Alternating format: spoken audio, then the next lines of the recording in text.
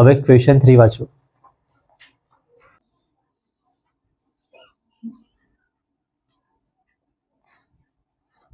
જો મેં આ ડ્રો કરી દેમ, તમને મેં ડ્રો કરવાની ટ્રાય કરવા કીધું ને, એનો મતલબ તમારે ખાલી સવાલને જરા ખરખી રીતે સમજવાની ટ્રાય કરવાની.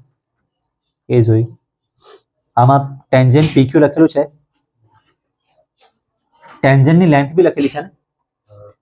જો ટેન્જન્ટની લેન્થ લખી હોય ને તો ટેન્જન્ટ આવી રીતે એક જ સાઈડ ડ્રો કરવું. એકચ્યુઅલી ટેન્જન્ટ એટલે આ લાઈન, આની કોઈ લેન્થ આવે હું? આ લાઈન એટલે લાઈનની કોઈ લેન્થ નહીં આવે,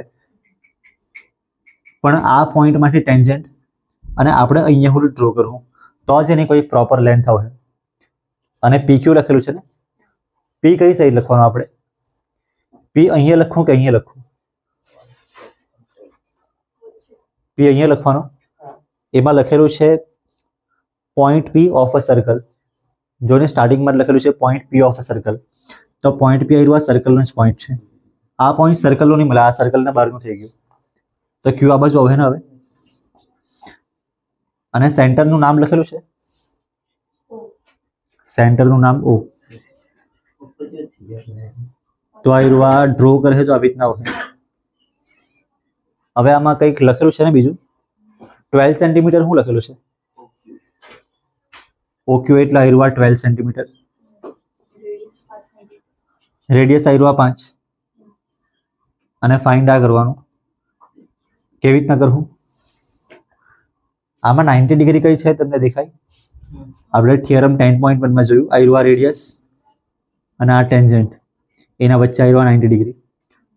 તો 90 ડિગ્રી છે તો પાયથાગોરસનો થિયરમ આવશે ને, હાઇપોટેનસનો સ્ક્વેર ઇઝ ઇક્વલ ટુ બાકીની બે સાઈડના સ્ક્વેરનું એડિશન.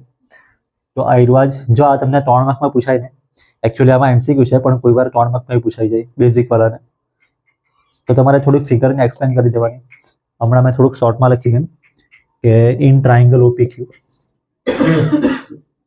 90 ડિગ્રી કયો છે આમાં? એંગલ પી 90, આયરુઆ 90 છે.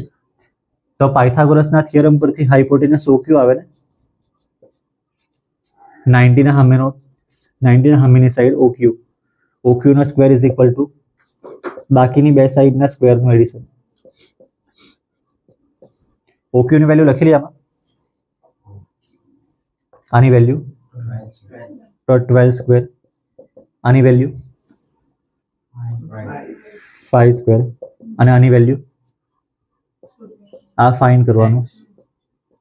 એક્સ ની લખીએ આપણે, પીક્યુ લખીએ, પછી આનો સ્ક્વેર 12 નો સ્ક્વેર 144, આનો સ્ક્વેર 25, અને આ ફાઇન્ડ કરવાનું. હવે 25 આપણે આ બાજુ લેવા પડશે, 144 માઇનસ 25 કરવા પડશે. કરો નહીં, 119 આવે. તમને માઇનસ કરવામાં બી જરાક પ્રોબ્લેમ થાય આમાં, પણ ઠીક છે. 119 પીક્યુ સ્ક્વેર. તો પીક્યુ ની વેલ્યુ કેટલી આવશે?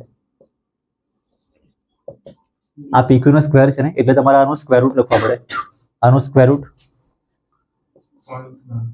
પોઈન્ટમાં આવે, પણ ઓપ્શનમાં જો, ઓપ્શનમાં પોઈન્ટમાં આન્સર લખેલો છે પણ આનો આન્સર ઓપ્શનમાં છે હું 8.5 લખેલું છે, રૂટ 119 જ લખેલું છે, એટલે 8.5 આનો આન્સર નથી. આનો આન્સર કેટલો હોય ખબર? 10 કરતા વધારે હોય આનો આન્સર, કેમ કે 100 નું સ્ક્વેર રૂટ 10 આવે, અને બીજું 11 નો સ્ક્વેર ખબર છે ને, 121 નું સ્ક્વેર રૂટ 11 આવે. અને આ આયરુઆ નંબર આ બંનેના વચમાં છે, હા ને, આ બંનેના વચમાં આયરુઆ નંબર છે. તો આ બંનેના વચ્ચેનો જ કોઈ નંબર આવશે, 10 અને 11 ના વચ્ચેનો કોઈ નંબર આવશે, એપ્રોક્સિમેટ 10.8 કે 10.9 જેવો આવશે. હવે એવો કોઈ આન્સર ઓપ્શનમાં મળે નહીં, અને ઓપ્શનમાં ડાયરેક્ટ આયરુઆ જ છે, અને ઓપ્શન ડી કે ખબર નથી કયો છે, ઓપ્શનમાં આયરુઆ રૂટ 119 લખેલું જ છે, તો આ આન્સર છે.